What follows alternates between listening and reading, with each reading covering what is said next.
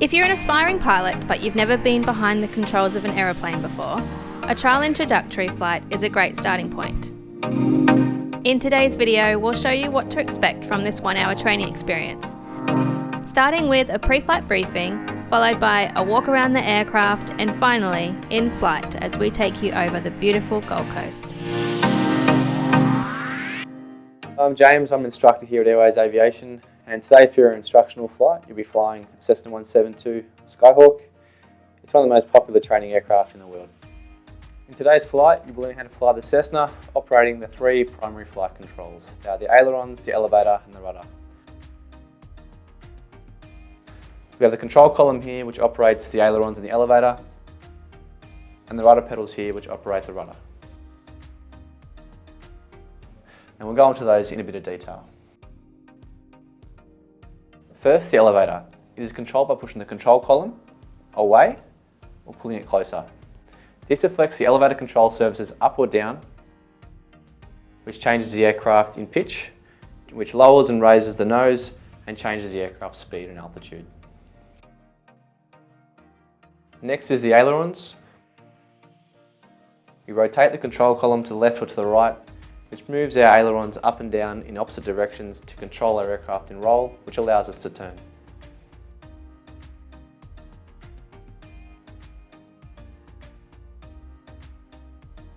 Lastly, the rudder. Pushing the pedals will deflect the rudder left and right to control the aircraft in yaw. This is used for balancing the aircraft during manoeuvres or as required in certain configurations. Some additional controls that we'll look at are the engine controls. First up, we have the throttle. The throttle manages the engine RPM, which is going to vary if we're climbing, descending, if we're going faster or slow. Next is the mixture. Mixture controls the amount of fuel that's going into the engine.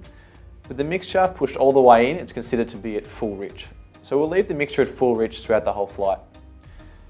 Your instructor will demonstrate the use of the throttle and the mixture today. Next, let's have a look at some instruments that you'll see in front of you today. First, we have the airspeed indicator, which indicates our speed.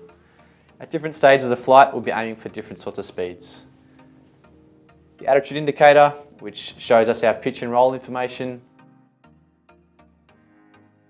Next to that, our altimeter, which shows our altitude above sea level. Moving down, we have our vertical speed indicator, which shows our rate of climb and descent in feet per minute. Next to that, we have the direction indicator, which shows our direction in an easy-to-read display and has an orange bug on it that we can use to set a desired heading. Next to that, we have the turn and balance coordinator, which we use to show if the aircraft's in balance. All these instruments are useful for us, but the most important one for us is the horizon. Holding the horizon parallel with the dash just above the top of the compass is called the straight and level attitude. A climbing attitude looks like this, and a descent attitude looks like this. In a turn, the horizon will pivot in front of you like this. What's next? Your flight sequence will be as follows. Departing out of the Gold Coast, we'll head over towards Tumbolgan, then towards Hastings Point, and back in via Cudgeon Headland to the Gold Coast. So all up approximately taking 30 minutes. Whilst in the air, your instructor will talk you through flying the aircraft in pitch, roll, and yaw. There are a few safety items to mention before we go out for your flight. As this aircraft has dual controls, we must have a firm understanding of who's controlling the aircraft. When I want to give you control of the aircraft, I'll say handing over, and you'll reply with taking over, and you'll put your hands and feet on the flight controls. When I want to take back control, I'll say taking over, and you'll reply with handing over, and you'll take your hands and feet off the flight controls. The second safety item is lookout. We are responsible for seeing and avoiding any other traffic, so just like driving, we must keep our eyes outside most of the time. We look out in a zigzag motion above and below the horizon, stopping your eyes occasionally to make it easier for your eyes to detect movement. Always listen to your instructor and have a great time. And remember, if at any point throughout the flight you're feeling uncomfortable, just let your instructor know.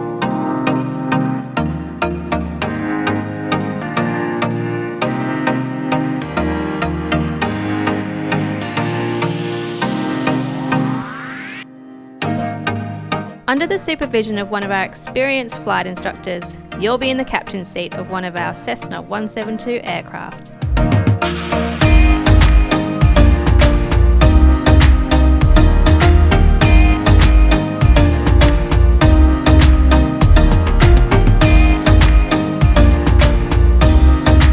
Got the G-forces from when you're turning left and right, and then you've got the altitude that drops and increases, and it's a whole bunch of emotions running through your body. It's an incredible experience. I can see myself doing this for a long time.